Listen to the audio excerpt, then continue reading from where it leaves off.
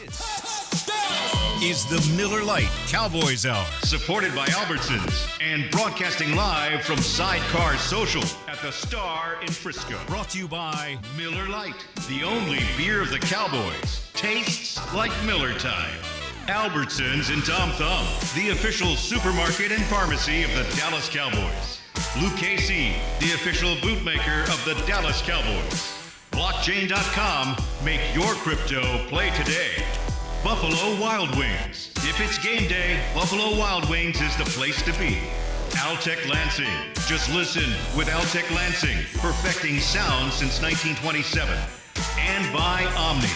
Omni Hotels and Resorts, the official hotel of the Dallas Cowboys. now your hosts, Nicole Hutchison and Brad Shan. And welcome everybody to the Cowboys Hour. Rain or shine, win or do something other than win, we're here on Monday night for the Cowboys Hour at Sidecar Social. Thank you all very much for joining us, for being with us here in Frisco or wherever you're listening around the Dallas Cowboys radio network, or where or whenever you're watching us streaming on DallasCowboys.com. Hi, and hello, and a huge thank you to our very special guest, the Cowboys Pro Bowl punter, Bryan Anger. Thank you for being here. Yeah, thank you for having me. Let me hear it for him. I mean, first of all, it's a tough week because it's some combination of Wednesday and Thursday today. Having to get on an airplane Wednesday under any circumstances would be tough. Having to do it after a game like yesterday, to be out in public, it's not what any player really wants to do. And here you are, and you have our gratitude. Yeah, no, thank you. Thank you again. Yeah. So, from the standpoint of a veteran player, as you know, we're going to spend as little time as possible, like even acknowledging that yesterday ever happened. But from the standpoint of a veteran player, how do you personally, and as a member of a team, deal with the inevitable frustration that comes with a couple of games like that back-to-back, especially when you don't see them coming? Yeah, you just have to hit the purge button. We have film on everything, so break down the film, position meetings, and hit the purge button after that. It's such a quick week for us. It's kind of a good thing, I guess, having to cram in a ton and just get rid of it, move on to the next, and we have it quick. Now, you all in y'all's room, you don't have anybody that's young, right? But there's a lot of young guys still on this team. Kicker's kind of young. Well, I mean, kind of In young. NFL in years, NFL yeah. years, Okay. but Okay, fair enough. age-wise, Fair enough. when you have a lot of young guys, rookies, so to say, on this team, how have you helped, in particular, to kind of refocus their mindset and kind of get them locked in for Thursday? I think we're good. I think it's unique. We've got a great group of leaders, a fantastic group of leaders. So just learn from them and just follow. Young guys come in. We have some great young guys, great characters, great attitudes. So just kind of taking the lead and just go with it. When you play competitive team sports long enough, you'll win some, you'll lose some. Do you have to learn how to compartmentalize at some point? Let me study how to do my job and not worry about the things that I cannot control. Yeah, you don't want to try to do too much. Don't want to do too little, obviously. Do your job. That's the most important thing for us specifically. Like, it's easy for us, I guess. We have one specific task. I punt the ball. Brandon kicks field goals and kicks off, so it's easier. But don't try to do too much. Don't try to be Superman and stay in your lane. What was the reaction with Brandon Aubrey nailing that 65-yard field goal yesterday, making it the second longest kick in NFL history? It's incredible. He's made 3 kicks now, 65 yards plus this year. Yeah. Unfortunately, 2 didn't count on the record book, but we made the one against the Browns. It didn't count. Had a little bit of a referee snafu, I'll say. Ran out of time, and we shouldn't have. And then the preseason 66-yarder made that. So it's incredible. He sent him out there. He's made every single one and had some room to spare. So I think we'll get an opportunity to to get the big one, a bigger Oh, one. what I was going to Yeah. say? Oh, what is the big one? Yeah, Because I think he's going over 70 this year at some point. We could see could. that. I think it's there with the right situation. We could, for sure. The crazy part is he didn't even hit that ball pure yesterday. So he got off and he's like, man, I didn't even strike that perfect. So that's amazing. So we'll see. We'll see what happens. How unique is it to have such a weapon like Brandon Aubrey on this team? I have rarely punted inside the 50-yard line. I'll just say I enjoy that. I like hitting big balls and not having to tone back and hit a 38-yarder. Yeah. We had a 67-yarder there, but the game situation just wasn't great for it. He wanted it really bad. He's not going to say anything to coaching or anything. He just would have made it. I think it would have been awesome to see it happen, but it will. We don't have to rush it. Yeah, I think it's like anything else in the game. Let the game come to you. Exactly. And that's going to happen.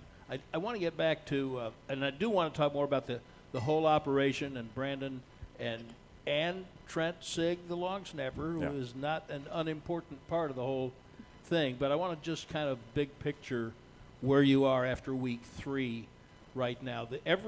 Am I right in saying that every team has a leadership council where certain veteran players are appointed to give the coaches, players input as decisions are being made?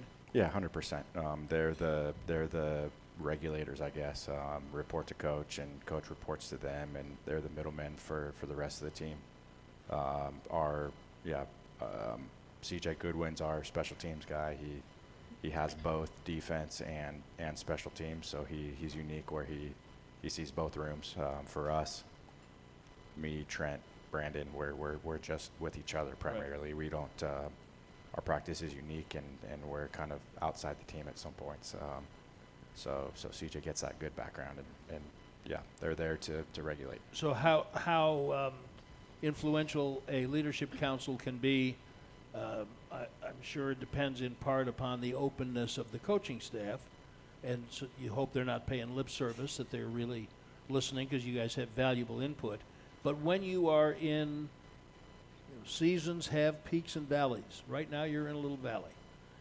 When you have those, and there's frustration and emotion from the standpoint of players who might be leaders, you just mentioned the leaders that you have, how critical, important a role do you consider it to be for those veteran players, and I include you even though you're not on the leadership council right now, to help settle the mood, especially early in the season?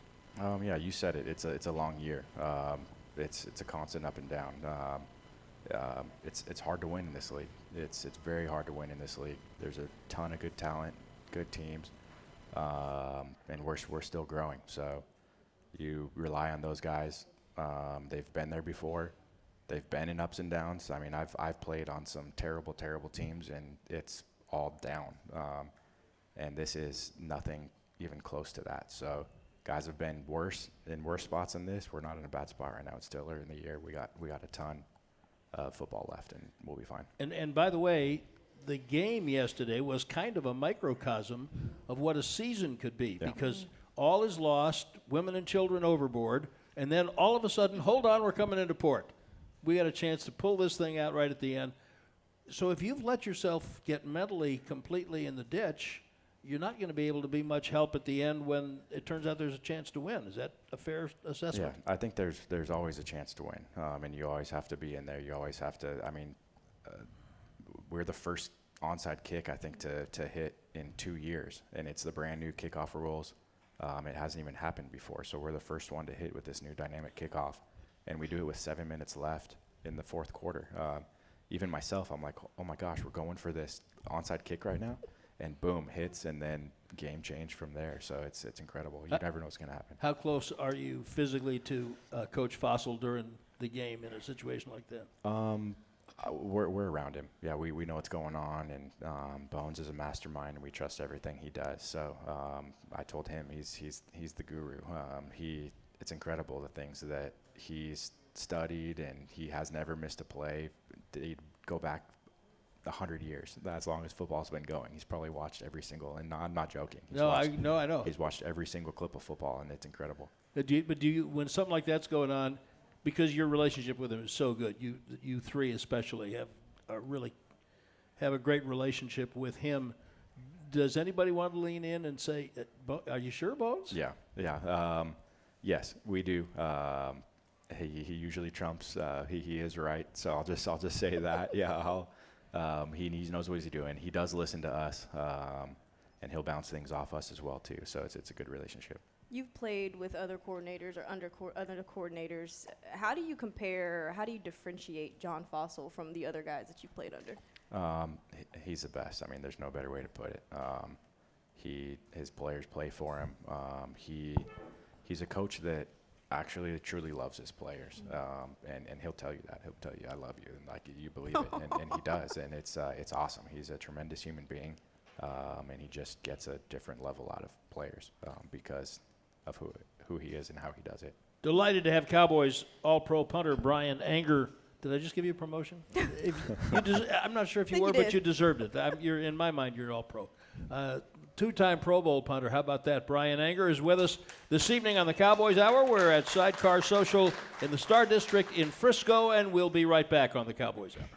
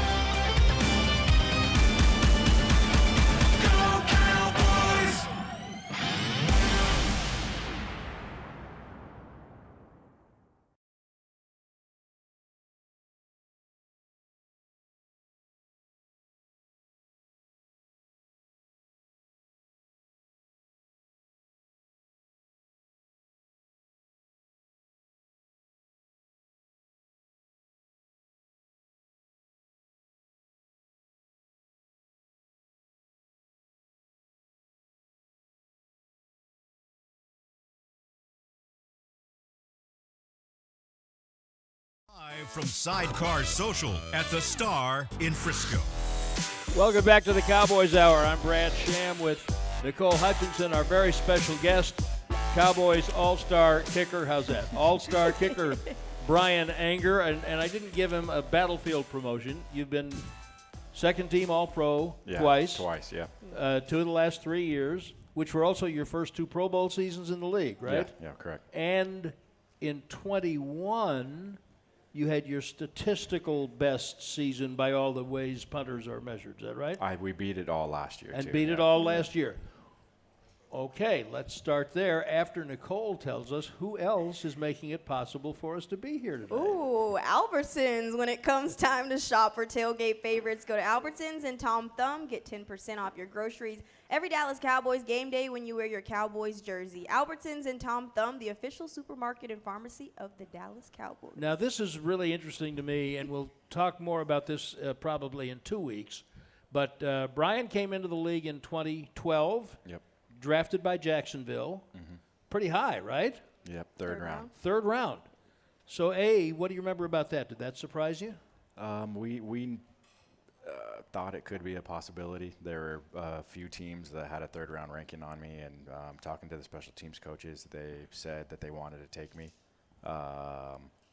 We had inside information, I would say. I can't tell. Wouldn't ask. That I would get drafted in the 4th round. So if somebody was to take me before, they would have to jump into the 3rd and get me, which Jacksonville ultimately did. So. And I read today, please confirm or deny, that when you're drafted in the 3rd round, you're picked ahead of a lot of players.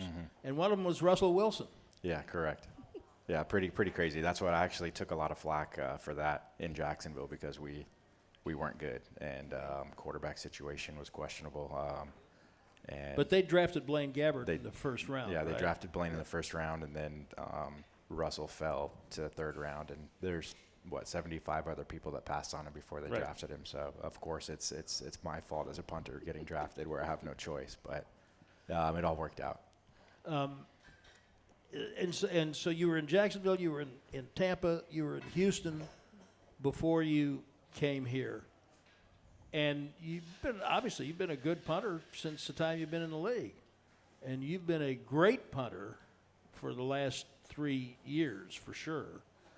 And that's just not my opinion. I mean, every measurement bears it out. Why are you a late bloomer, banger, or what is it? What's happened in the last 3 years that's made you the best you've ever been? I would tell you I've been consistent. I think I've been consistent with it. I think I played for some bad teams. Not every team has a special teams emphasis like what we do here. Went to Houston, and we had a big special teams emphasis. My first year there, I got cut, missed the first 2 games of the season, and then came back in and did really well. Statistically, I netted like 44-6, so that was another one that tied my first year here. But we'll go untalked about because I didn't even qualify for the Pro Bowl. So kind of had a great statistical year, best season that I've had. We gave up like 54 return yards all year, which is ridiculous. So had a really good year that year, and just went under the radar because I had no accolades and just didn't play the whole season.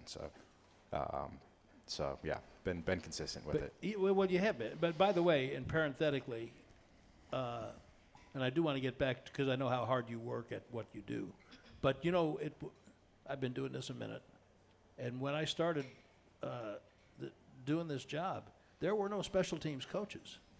Different aspects of special teams got handed off to different position coaches. I think when I started, Tom Landry, who had been a punter, I think he coached the punters. Yeah. And and so now this evolution's happened.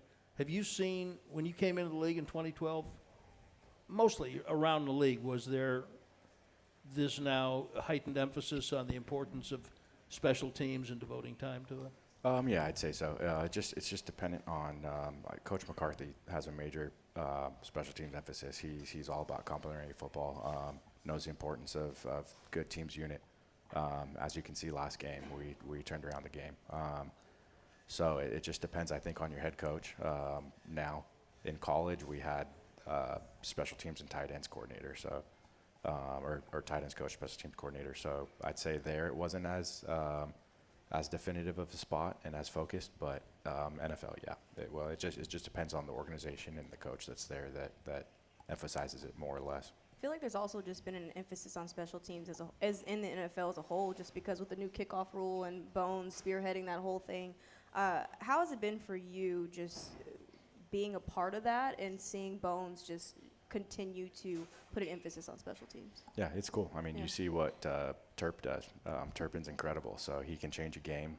We opened up with a punt return in the first game of the year, so it can make and break a game. And Bones knows that and wants to enforce it and wants to make special teams more important. It already is important. He just wants to get more plays. I know kickoff was becoming a non-factor, and they had to do something just to get it exciting again.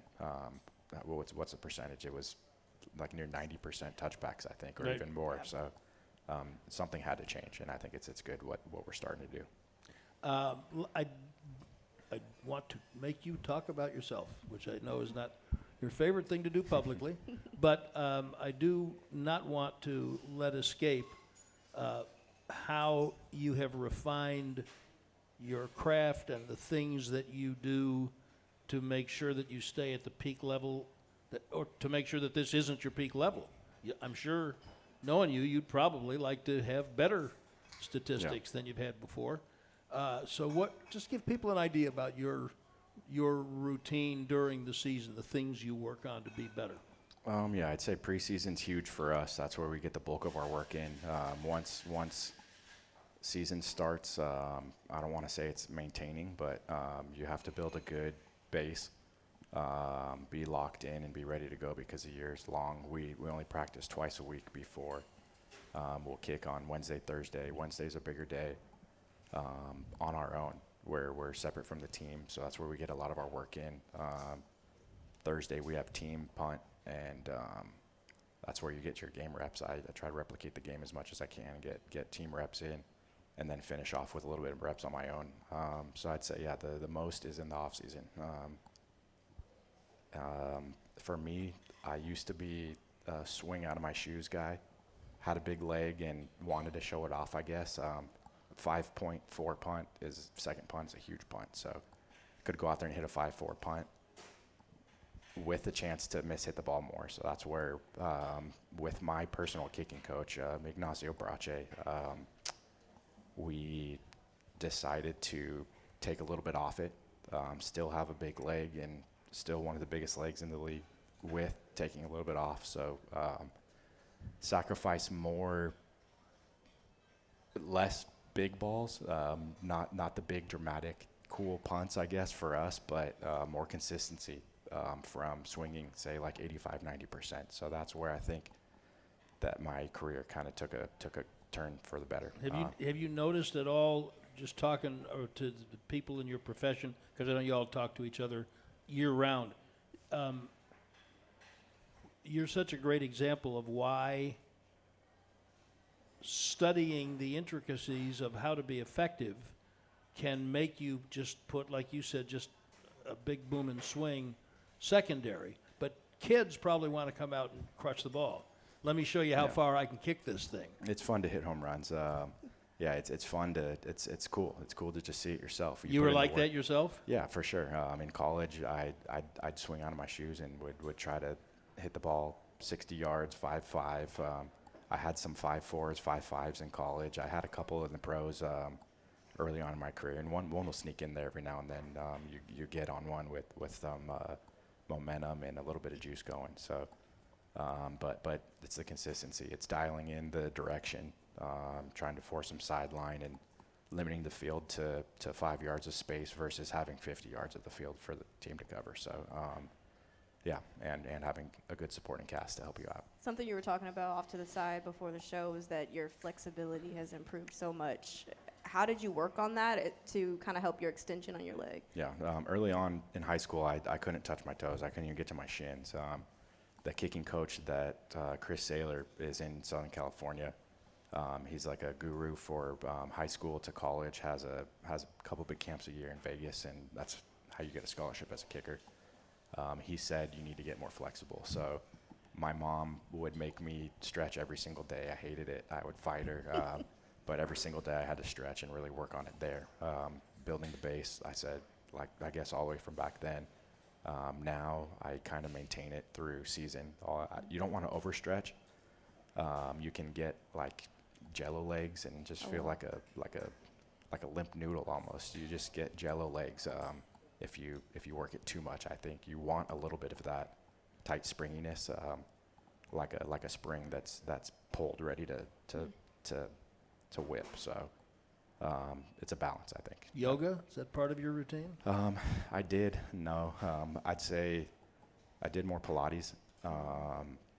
And then just now it's just maintaining body work and just making sure that all parts are aligned, massaging and acupuncture needling and cupping and stuff like that. It's more important, I think.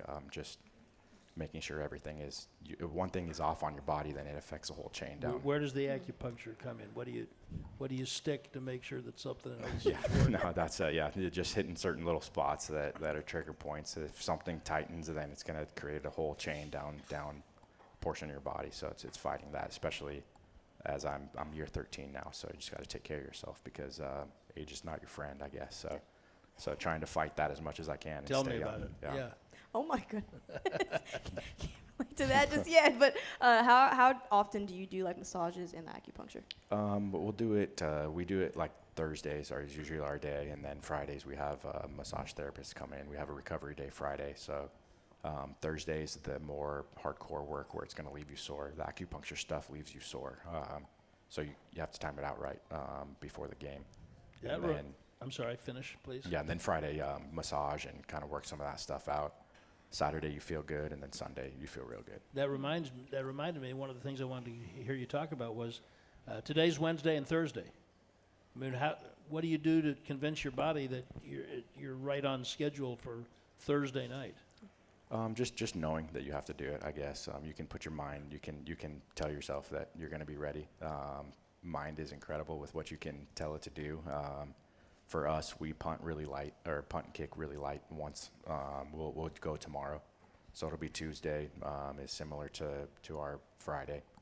And then, yeah, just know you have to go do it. Luckily, you have another half day. We have till Thursday night, so we'll be on the plane and the day before get nice and tight again too. So it's just balancing it all, and it's just what you have to do. You have no choice. Cowboys punter Bryan Angers, our guest on the Cowboys Hour this evening. We are at Sidecar Social in the Star District in Frisco, and we'll be right back.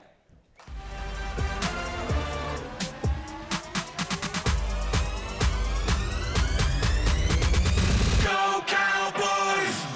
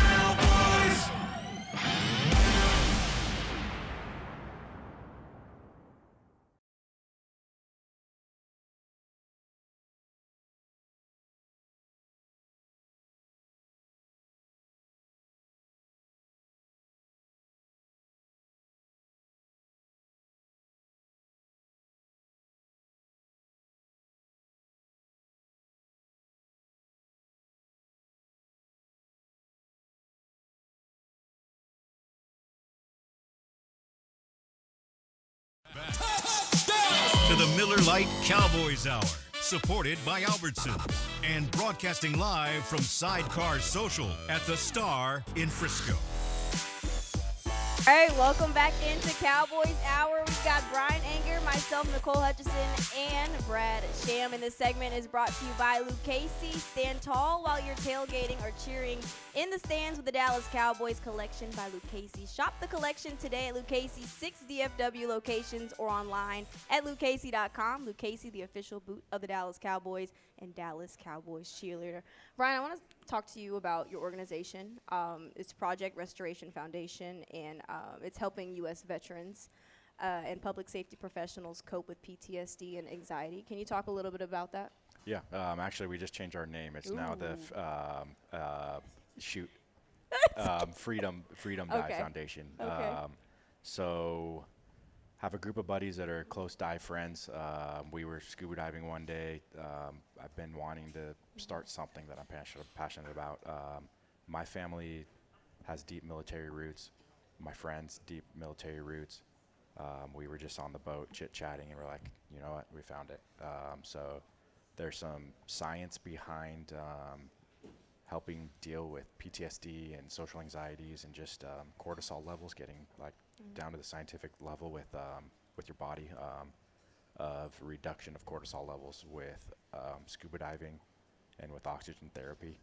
Hyperbaric chambers are huge now. Oh, wow. And you increase you're inhaling a higher level of oxygen, a higher percentage of oxygen at an increased atmospheric pressure, which you can replicate in the water. When you go 33 feet down underwater, you're at 2 atmospheres of pressure, and you can breathe like 40% oxygen.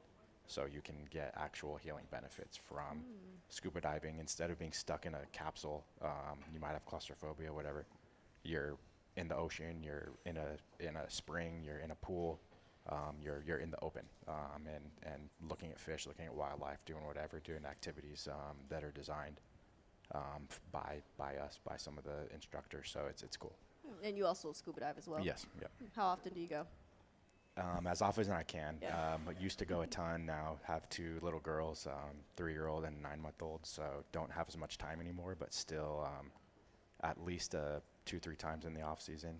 Used to be like 2-3 times a week or a month. So did a lot more, but we'll get back to it. Yeah. I want to come back to that because I love scuba diving. But the foundation, how do you, we're sitting on the boat. We're talking about a plan. Oh, guess what? We could do this, and we could apply things that we care about, 2 different things, and put them together and put them to good use. But then how do you go about putting that into motion tangibly for something that satisfies you as helping people? Yeah, I think it's easy. It's something we're all passionate about, and when you're doing something you like, it's fun and it's easy. It's just kind of second nature. So, love supporting military. Love doing as much as we can for them.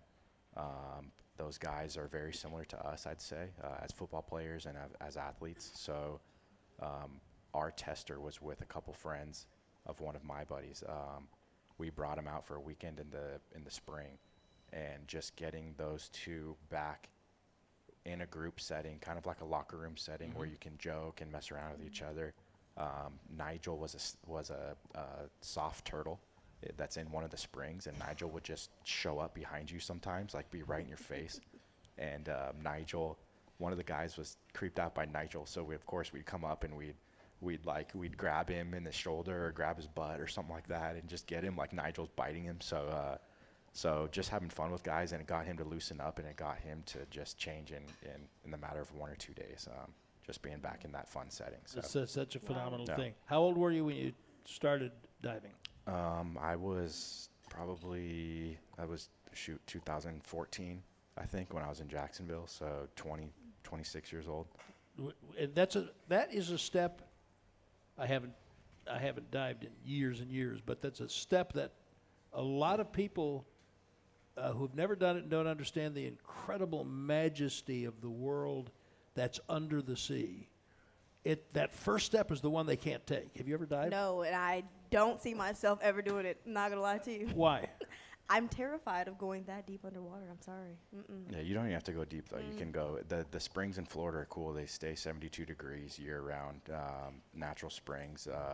They have manatees at points where you can't really swim then, but fresh water.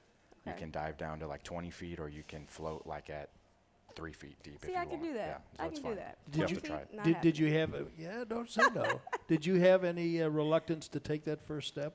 I've always wanted to do it. I grew up in California. One of my brothers and I fished a ton, and we would kayak fish, and you're over kelp beds. There's great white sharks out there, so it's like a juvenile breeding ground, I guess. There's a ton of juveniles hanging around, and some big moms and dads.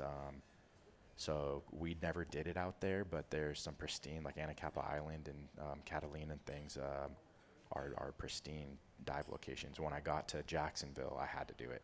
Water's like 80 plus degrees in the summer. It's a bathtub. You're in board shorts and your BC, your vest, that's your flotation device. So we literally, it's 85 degrees down there and you're 60 feet underwater. It's pretty cool. So Where's your favorite dive spot? we dive St. Pete a lot. St. Pete, we have a ton of spots. There's a bunch of natural ledges and there's some wrecks to dive. So we do a lot of spearfishing. It's cool because you can go down there and see exactly what you want to take. You don't have to waste a ton of time on hook and line and burning a ton of bait. You go down there and it's also good. There's lionfish out there. They're invasive. You can clean up and they taste delicious. So it's a win-win. Has all your diving been domestic? I did, yes. Hawaii? You ever dive in Hawaii?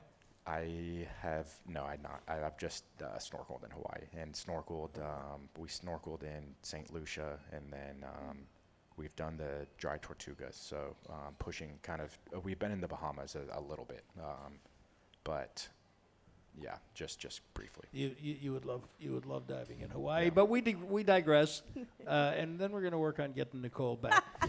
We're going to work on getting her down in the water. I would like to return the conversation to Mr. Aubrey. Very unusual young man, I think, because he's just so composed. I will tell you all, I went, Bryan was in his locker, I think Wednesday last week. Trent Sig was in his, and Brandon came into his, and I wanted to have Brandon talk about being on the field with Justin Tucker, arguably the most successful kicker in league history. And now here you are in your second year, you're having all this success. I thought surely he would be very impressed about being on the field with Justin Tucker. He said, no, not really. I mean, I don't really look at anybody else. He does some things that I really don't want to do. So I said, you want to tell me what those are? And Bryan and Trent and Brandon all in unison said, no, he doesn't want to tell you any of that. He doesn't want to tell you any of that. How many kickers that you've worked with, forget about the physical ability, how many kickers that you've worked with have had that level of composure and tunnel vision? I've been lucky. I've been with some good guys. I started off with Josh Scuba as a rookie, and he had an amazing career. I've been with Greg Zerline, great career. Brett Maher had that same attitude. He did. He actually was a killer, and it was cool to see. And he would go, as much as you can, he would go attack. I'd say in attack mode. He was more aggressive, which was great. Brandon is just neutral. I know we talk about that word a lot. He's grounded. He's composed. Look at his background. I mean, what people don't understand, he was the #1 soccer player in the nation coming out of high school too. So he's been at the top himself, and now he's back up there again. It's just awesome to see. How would you describe all the personalities in that room between you, Brandon, and Trent? I think it's complementary. We're all pretty laid back. I think it's a good thing to have laid back, even-keeled kickers. You don't want them too high, too low. You don't want them to get too hot on a miss and get too excited about making. So he just is constant. I'd say that's the word for him. He's just constant, consistently, just constant. And If you can come up with a name for y'all's trio, what would it be? I don't know. Dang it. Yeah, Dak. Yeah. A Banger, Butter, and Sigs. He called them Sigs, which is great. So Banger, Butter, and Sigs is the current favorite right now. Yeah. We were talking earlier about what Brandon's capacity might be. And I mean, I think to me, it's just clear he's going over 70 yards at some point. It's kind of fun to see him get the opportunity. But there's more. You know, the first kicker in the Hall of Fame, Jan Stenerud, had a career success rate of about 54%. You can't make a team at 54% now. And the more and more and more long kicks, close to 60 yards, are being attempted and made. You have a theory about why that is and where it's all going? It's just technical. Like you said, there's more focus on special teams now. It's more important. You don't have guys that are playing quarterback and also kicking, playing receiver and kicking. I mean, I did in high school, and it's not sustainable. So what was your other position? Quarterback? I played receiver. You're receiver? Yeah, I played receiver. So that's we were looking at pictures the other day. I've got receiver shoes on and kicking these big old clunky shoes. So it's just it's focus based. You have to be focused on your spot. You've got to it's getting more technical. However, it can get more and more technical. It has gotten more and more technical, and analytics are such a big part of things now too. So the analytics just keep on driving it to be. How does that work into the kicking? Just percentages, averages. I mean, it's not going to affect consistency, but numbers are such a bigger focus now. Like when was the net punt average talked about before?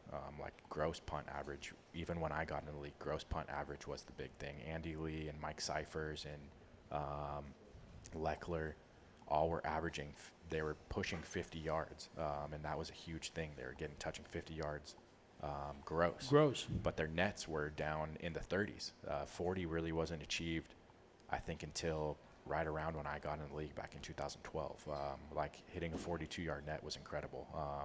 So it's just gotten in the last 10 plus years.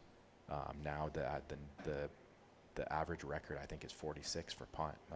We're sniffing 45 the last couple years, so we're pushing for that as well. Didn't you hit 44 or something? Yeah, we were 44.9 last year. We were like 44.2, and then had a game. The last game, I think we netted like 40 yards, and it dropped us to 44.9. So we were up over that 45. Yeah, 45.2 just right there. Did you look at it after the year and said, dang it, I was that close to 45? Yeah, we're pushing for it. It's a goal.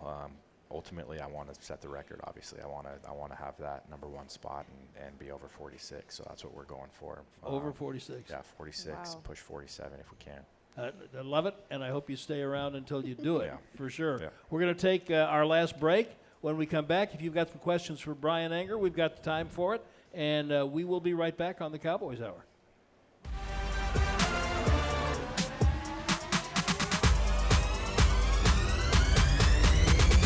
Go Cowboys!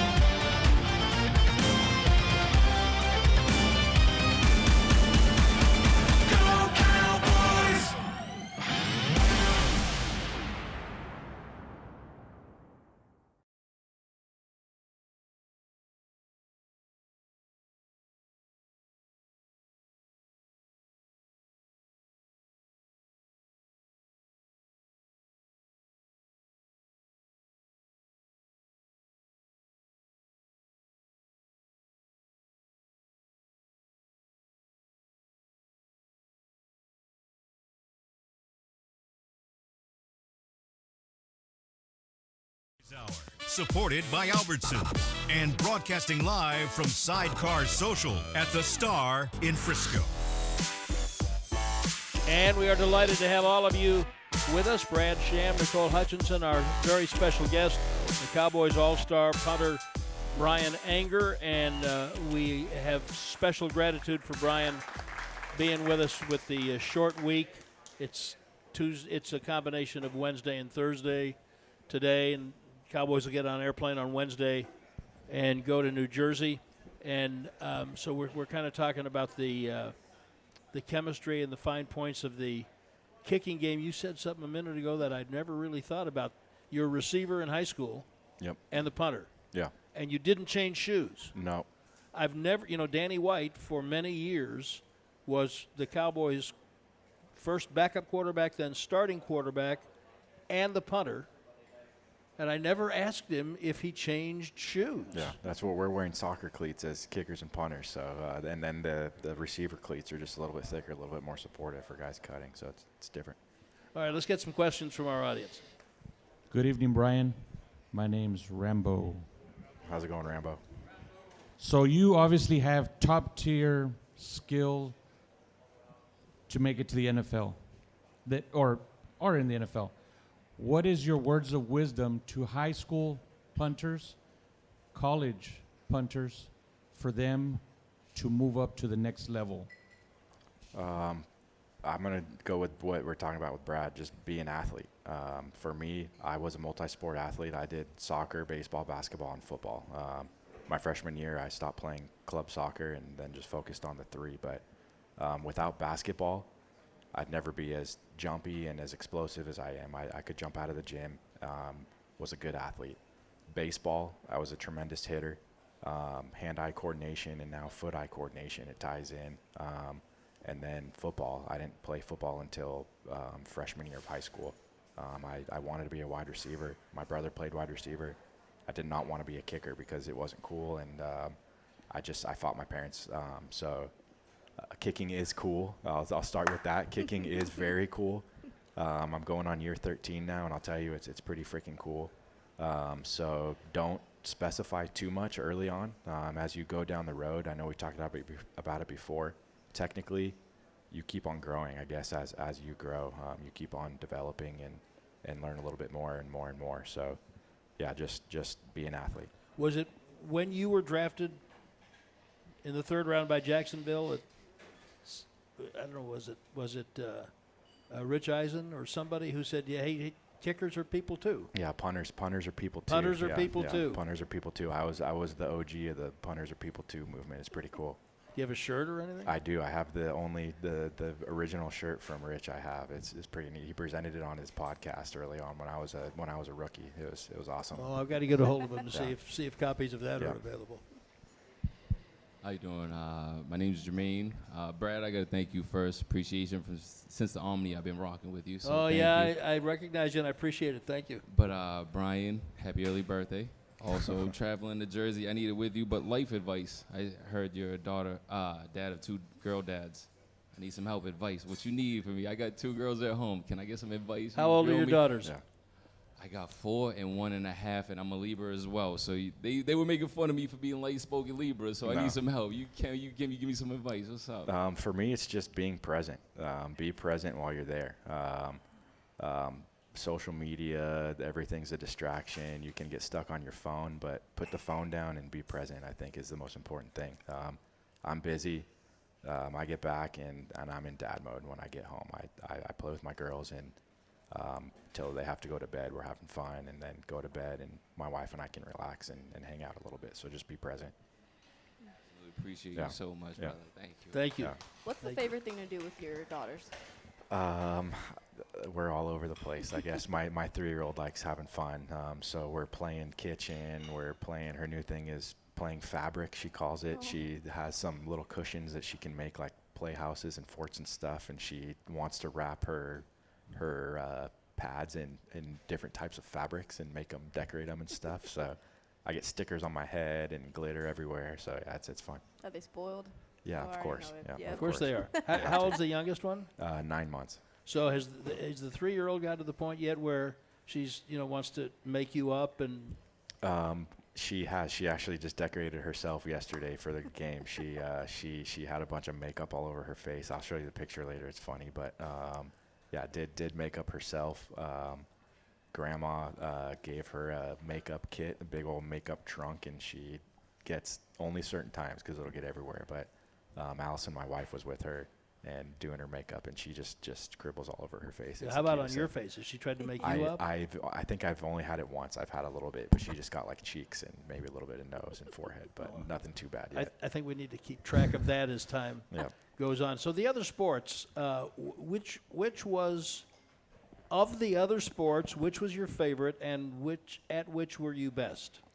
Favorite was basketball. I loved it. I'm very competitive and kind of was a little bit of a animal, I guess. I'd have a little switch turned. I'm very laid back for the most part, but basketball and soccer, I just got kind of mean, and I miss that a little bit. We can only compete so much as punters. The best was baseball. I thought I was going to chase a baseball scholarship. I was a good player and a really good hitter and was just kind of growing into my body. I'm long and lean, so I have more of baseball leverage, I'd say. I had a good arm and just was fast and could cover a lot of ground. I played outfield and played first base just because I was lanky. But I'd say I was best at baseball. I love basketball, yeah. How did football win? It just went nuts. I went to an event. I fought my parents for about a month of going to a Chris Saylor small group lesson in Southern California. That was something you wanted to do. Something I did not want to do. You didn't want to My do. parents wanted me to do it. Going from sophomore to junior year in high school, I was a field goal kicker as well as a place kicker, and they wanted me to just go to a private lesson just to learn the fundamentals and know what I was doing. And then went, kicked, and I was okay. And then punted the last 15 minutes, did really well. Chris told me, hey, you have a future in punting. Come to my event in Vegas in January. This was like in October. So come in January, you do well, you'll get looked at. You might get some letters of interest. I went as an underclassman and won it. So everything just blossomed from there and went crazy. And Mom and Dad heard scholarship. Yeah, scholarship. I got offered shortly after that, and we didn't expect it. We just thought we'd get some letters of interest and say, hey, we want you to come to our camp or do whatever. And then I started getting offers, and it went crazy as a junior. So ever since then, it's been a roller coaster ride. At what point did you start loving punting? I don't know, probably at some point in the NFL. It never really settled down for me in college.